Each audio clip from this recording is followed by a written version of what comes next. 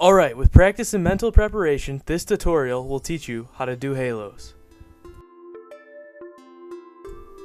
Alright, the first thing you want to do before you get started with any power move is get warmed up and stretch out. Now for halos, it's going to be really important to stretch out the wrists, especially the wrists that you're going to be launching off of, because a lot of pressure is going to be applied to that, especially when you're beginning. I also recommend stretching out your legs, as you saw before, and your neck as well, because your neck's also another important part. So be sure to do some neck circles and really stretch out the neck. If you need some further stretching tips, just watch my stretching video.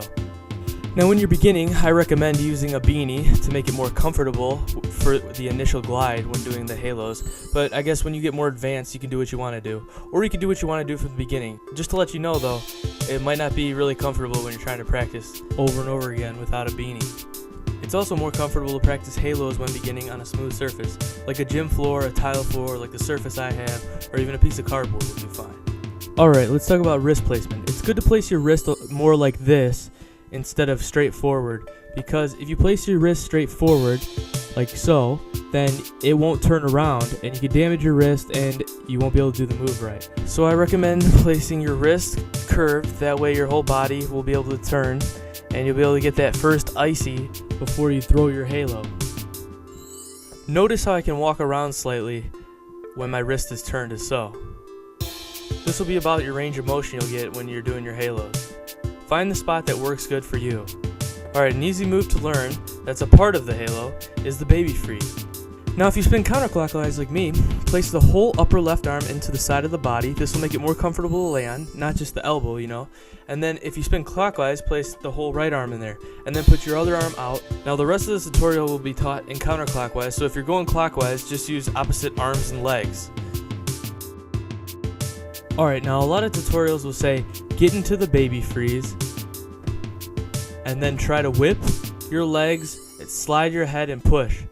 But this can be really hard to get momentum off of, especially if you're just beginning. It'll take a lot of strain and use a lot of your energy. So what I recommend is charging up, getting yourself more speed. And you can do this by getting into like a footwork type position, down on all fours like so, then throwing your arm over and twisting your whole lower body to help you get extra momentum, and it'll be a lot easier to get that first halo. Two other common ways to get more speed is halos off of windmills or halos off of backspins. You can find whatever you like is more comfortable for you to do, and if you can't do either of them, then probably the first one's best. Now, how to do the first halo. Find the charge up method that you think is most comfortable. Now since I spin counterclockwise, I want to place my left arm into my body just like the baby freeze.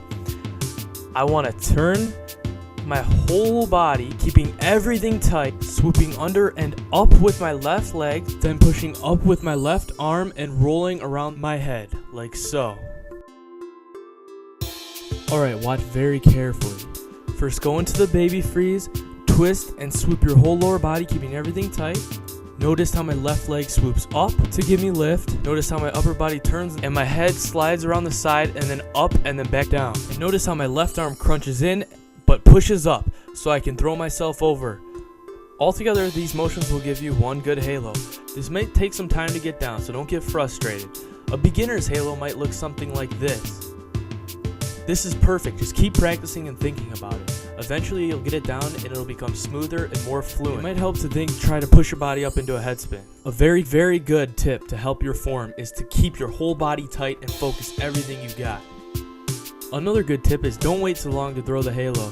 You might feel like you want to really hang out that icy or head glide, but it's good just to throw it as fast as you can and find that comfortable spot for you. If you hold it too long, you might get a problem like that. Now for continuous halos. The same steps apply for the first one, but you want to throw your arms over as fast as you can. Don't expect to float over. And when you catch yourself, you got to pump your body back into your arm, swoop your left leg up, or right leg if you go clockwise, and kick up and push out. Pay attention how it's slightly similar to a head spin tap in the fact that my legs get ahead of my body at first, and then my whole upper body gets ahead of my legs, and then it keeps swooping, catching, swooping, and catching. This is what generates momentum. Now the harder you push off your left arm if you're going counterclockwise, right if you're going clockwise, the higher you will go into like a head spin almost. Adjusting your leg speed and the amount of power you're using to push off the left hand can adjust the height of your halos to the desired position. Also remember to try and keep your head straight most of the time. It's alright to slightly bend it as you're coming back down, but do not try and follow your body with your head doing weird movements. Try and keep it straight and keep your whole body in a vertical line. Alright, if you're going to do a throwdown to halo, it might help to know that right when you roll onto your back, you want to throw your upper body over to get a little extra head start on your legs before you do your first halo. This will make it easier to get a whip out of that first halo and then continue into your multiple halos after that. So throw over with the legs, boom, and then continue to multiple halos. Now halos may be considered a difficult move by some, but I'm a firm believer that with practice and enough dedication, you can get any move that you want as long as you put your mind to it. I also believe that you don't necessarily need any other move previous to learning a more advanced move. I believe whatever move you work on and want to get is the move that you will get if you just dedicate yourself enough. So with this in mind, keep practicing, don't give up, and don't forget to subscribe to Pygmy123. Thanks a lot. Made me really happy.